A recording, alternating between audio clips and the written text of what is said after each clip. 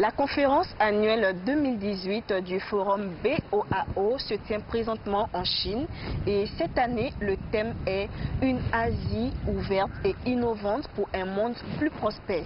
Dites-nous, qu'est-ce que les pays africains peuvent-ils espérer de ce forum? C'est une opportunité, non seulement pour développer une coopération, non seulement pour développer des partenariats, mais aussi voir de plus près l'expérience de ce qui se fait de mieux au monde actuellement en matière de développement économique et social. Voir comment, à partir d'un pays arriéré, on peut, en très peu de temps, brûler les étapes et négocier des performances économiques à l'image de ce que fait la Chine dans le monde actuellement. C'est un forum dont l'inspiration est certainement venue de la Chine, mais dans ce processus, on a vu l'accompagnement de l'Australie, de l'Autriche, de Singapour et vraiment de tout ce qui compte comme pays émergents. Donc c'est un forum de l'innovation, à l'image un peu de certains forums que nous avons de par le monde, mais ici c'est un forum spécifiquement constitué pour l'Asie et l'Afrique a, disons, sa place. Quelles sont aujourd'hui les nouvelles opportunités d'investissement en Afrique vers lesquelles la Chine doit-elle s'orienter? La première priorité, le premier registre sur lequel, il me semble, il y a d'énormes opportunités d'investissement, c'est par rapport à ce qu'on appelle l'économie verte, c'est-à-dire investir sur un nouveau type d'économie qui préserve l'environnement, qui préserve, disons, la vie et qui mette l'humanité dans des conditions optimales pour assurer sa survie. Et je pense que pour ce qui est des énergies notamment, on a vu un peu l'impact que les énergies fossiles ont fait de par le monde, de par le développement de la population, de la pollution et les questions d'environnement que cette énergie a pu poser. Mais le fait d'investir dans des énergies comme le solaire, dans les énergies comme l'éolienne ou des énergies nouvelles, à l'image de ce que la Chine fait elle-même sur son propre pays, je pense que là, c'est une immense opportunité d'investissement. Les nouvelles technologies, notamment les nouvelles technologies de l'information, constituent un terreau d'investissement très important pour le continent africain. Et la Chine, de par son expérience, de par ses performances dans ce domaine, est un partenaire privilégié pour cela. Bon, je n'oublierai pas, parce que c'est lié, un investissement dans le secteur de l'éducation. Les ressources humaines, le capital humain étant le premier capital sur lequel un pays peut compter pour son développement, je crois qu'un investissement dans la formation, surtout dans la formation dans les sciences et dans les techniques, c'est une opportunité d'investissement. Selon vous, pourquoi l'Afrique est devenue une destination privilégiée pour la Chine? Il y a une étude du Harvard Business Review qui date, je crois, de 1911, qui disait que à l'horizon 2020, excusez-moi, plus de 400 millions de ménages en Afrique auront un revenu moyen de l'ordre de 5 000 $. C'est un immense potentiel, c'est un immense marché. Et aucun marché, aucun pays ne peut ignorer cette zone.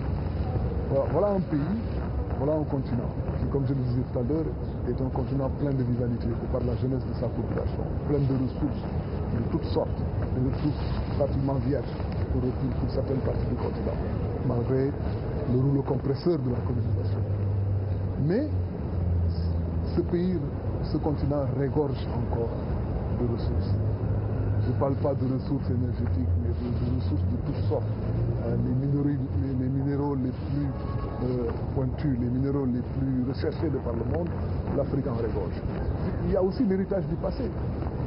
La Chine, on l'oublie, la Chine et l'Afrique, pour l'essentiel, ont en commun le fait d'avoir partagé, disons, une trajectoire, disons, en faisant face à des puissances dominatrices, à l'image des pouvoirs coloniaux d'Europe, qui pendant des siècles ont fait la mainmise sur les ressources et sur le destin de ces pays.